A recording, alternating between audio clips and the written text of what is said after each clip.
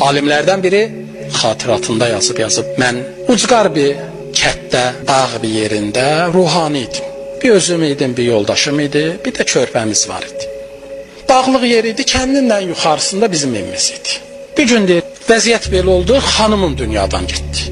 Elə ki, bu xanımım dünyadan getdi, bu körpə ilə mən qalmışam. Bu körpədə çağa, qundağda, südəmər uşaq. Ana öldü, qaldım mənlə. Bu ana dünyadan gedib, bizim də elə bir adamımız yoxdur, gələlər, yetişələr buna.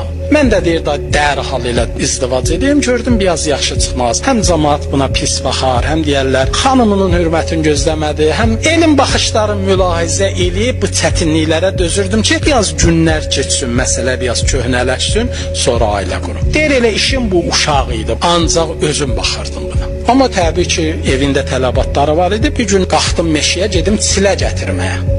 Meşəyə çilə gətirmək üçün gedəndə bir dənə də itimiz var idi, bağlamışdıq həyətdə.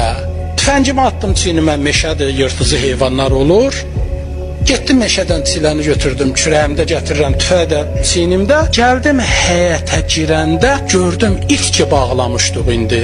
Ya ipi zəif olub, necə olub, gördüm bu bunu qırıb, girib evə, ağzından qanaxaxa çıxır çölə. Deyir, səhnəni gördüm, elə bil başıma qaynar su tökdülər. Gördüm bu it girib içəri, uşağı yırtıb, çıxır çölə. Bir mənə deyir, bu səhnə pis təsir elədi, əl atdım tüfəngə, iti vurdum, tez qaçdım ki, görüm, uşaq tamam doğrayıb, öldürüb, ya heç olmasa canızadı var. Deyir, getdim, içəri girdim, gördüm, uşaq elə qundağında, beşiyində bir dənə canavar evin içində.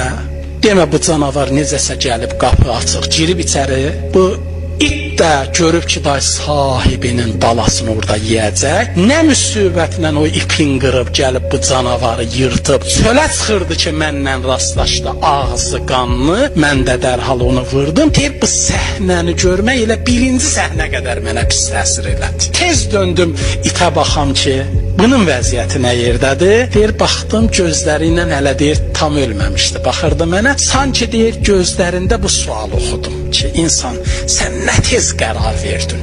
İnsan, sən nə tez qərar verdin? Bəzən görürsən insanın tələsib verdiyi qərarlar, kiminsə sözünə dərhal inanıb göstərdiyi reaksiyalar sonda insanın peşmançılığına bais olur. Mütəal Allah Hücurat surəsinin 6-cı ayəsində buyurur, ey o adamlar ki, iman gətiribsiniz, fasiq bir insandan söz eşidərkən dərhal ona əks əməl göstərməyin, aydınlaşdırın, yoxsa bilməzlik üzündən kimlərəsə sədəmə vurarsınız, ondan sonra buna peşman olarsınız.